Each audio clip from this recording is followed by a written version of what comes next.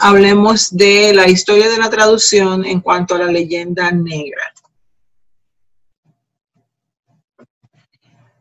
La traducción, pero realmente no vamos a hablar aquí de la traducción, sino de la mala traducción. Este es el tema de hoy. Y la mala traducción es la que da producto a la leyenda negra. Entonces entiendan esto.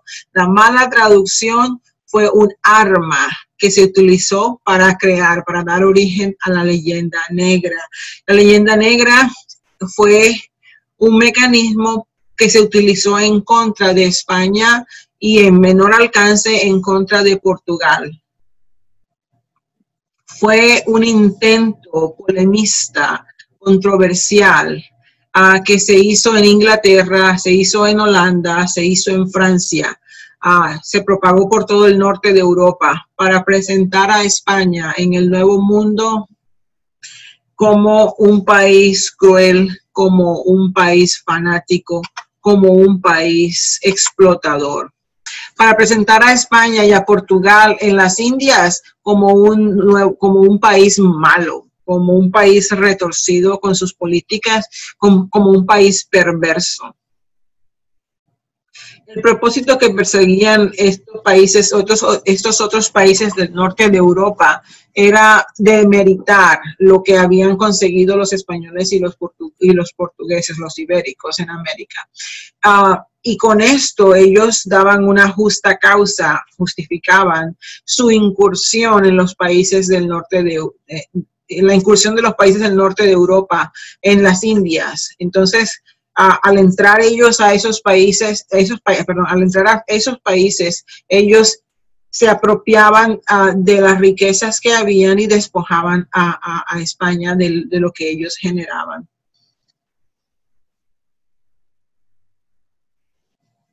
No fue una tarea de corto plazo y no fue un trabajo fácil. Fue un trabajo duro y un esfuerzo muy grande en donde se hizo propaganda negativa, masiva de España y de Portugal durante un periodo de muchos años. Y sus efectos aún continúan en las actitudes acerca de los españoles.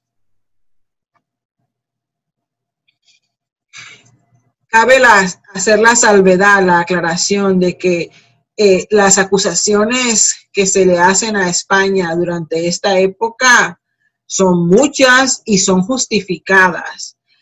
Pero lo que sucede es que los países del norte de Europa hacían un énfasis especial con el esfuerzo de distorsionar los aspectos de la conquista y de la colonia española y de la conquista y de la colonia portuguesa, mientras que a ellos mismos se presentaban como los salvadores, como los mejores países bajo la luz del sol.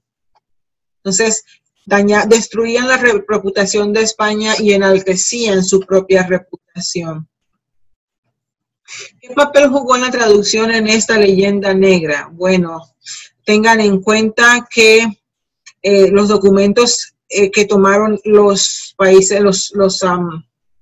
las personas de los países del norte de Europa provenían de la misma España, eran documentos españoles y los otros idiomas no producían esto, ellos no estaban en las Indias. Lo que ocurría era que hubo documentos, tratados, crónicas que se publicaron y ellos se aprovechaban de esa información, la que les convenía, para alimentar la leyenda negra, haciendo que la distorsión de porciones selectivas les enriqueciera en su ataque. Uno de estos documentos lo produjo un sacerdote español. Su nombre era Bartolomé de las Casas. Él intentó defender a los indígenas de los abusos que cometían los españoles contra los indígenas en América. Y sus crónicas, sus escritos, fueron tomados por estos ingleses, franceses, holandeses, y los cambiaron, los distorsionaron al traducirlos. Es decir, que traducían erróneamente y ofrecían documentación que alimentaba y fortalecía la leyenda negra. Bartolomé de las Casas Fue un hombre que llegó a América en 1502. Después de, él se tomó parte de esos años en América explotando a los indígenas en las minas y en las tierras que eran de él, que les pertenecía. Él tuvo cargos de conciencia, pesadez en su corazón acerca de la explotación de esos indígenas, y allí encontró a Dios y se hizo sacerdote. Él llegó a ser el mayor defensor de los indígenas, y lo malo, las cosas malas que se hacían contra los indígenas, él las denunciaba. En 1547 escribió su tratado más fuerte, más vehemente, que se llamaba La brevísima relación de la destrucción de las Indias. En esta brevísima relación presentaba con detalle minucioso los espantosos excesos y abusos de los españoles contra los indígenas. Aunque de las Casas exageraba, porque los datos no pueden ser, los números que él utiliza no eran los números reales. La población los números que ofrece él sobre la población no son datos exactos. Hay una investigadora de la Universidad de Harvard que ha probado esto en un tratado, en un ensayo que ella escribe que se llama Imperiofobia y Leyenda Negra, y el nombre de la investigadora es María Elvira Roca Barea. Escribe eso y allí prueba, y es un libro que ya lleva 8 ediciones y que lo leen muchos los españoles.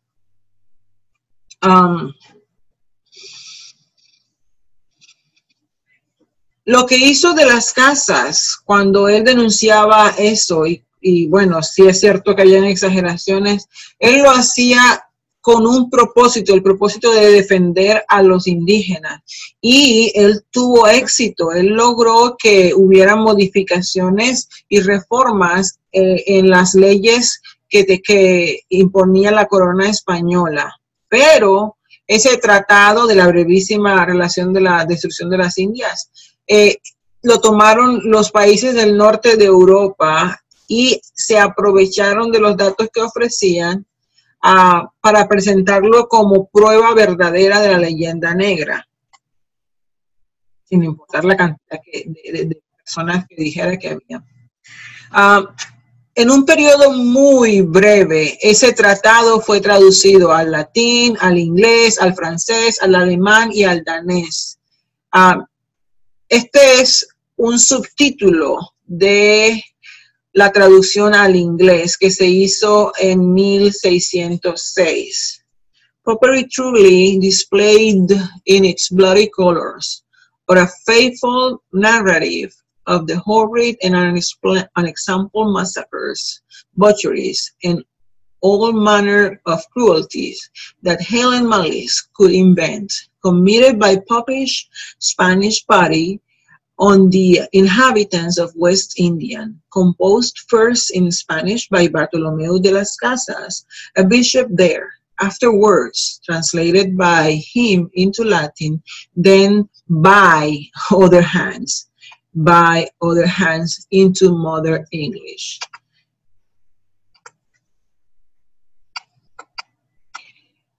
Entonces ustedes pueden ver que esta traducción está tomando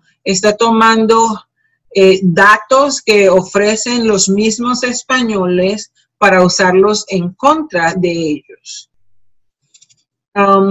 Hay un ejemplo más sutil, no tan, es que el de Bartolomé de las Casas es el más cruel y el que más se aprovecha.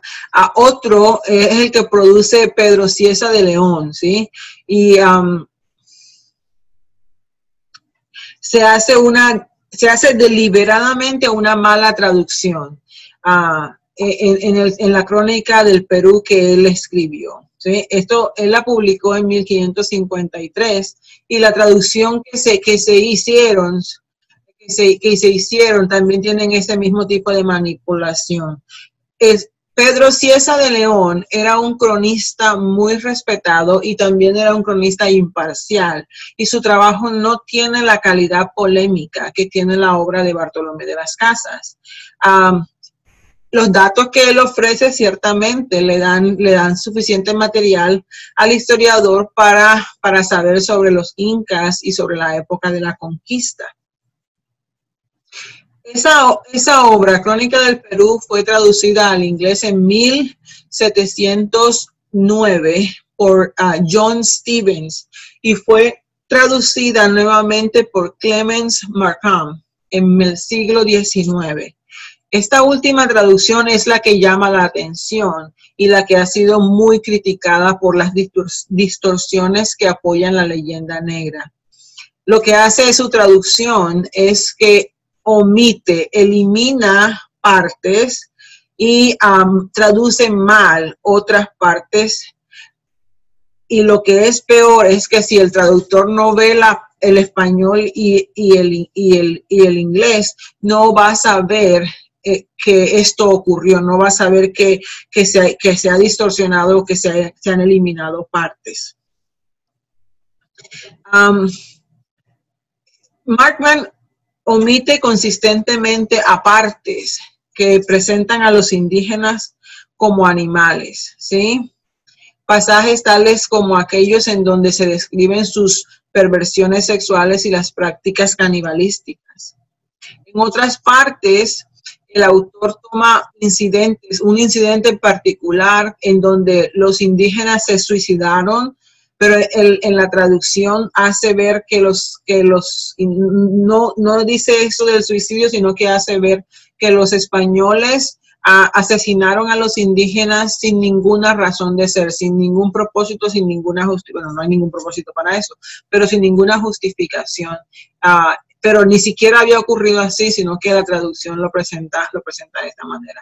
Entonces, la leyenda negra es una manera de desacreditar el trabajo que habían hecho los españoles, pero simplemente no porque haya sido bueno, porque los españoles sí cometieron atrocidades. No era con el propósito de hacer bien o de hacer mal, era con el propósito de aprovecharse, desacreditar y destruir la reputación de los españoles para que los criollos y los indígenas no creyeran en los españoles y creyeran más en ellos, en esos otros países, para que vinieran como que a salvarlos, o como que si ellos eran los buenos y no venían a hacerle daño ni a destruirlo como lo estaban haciendo los españoles.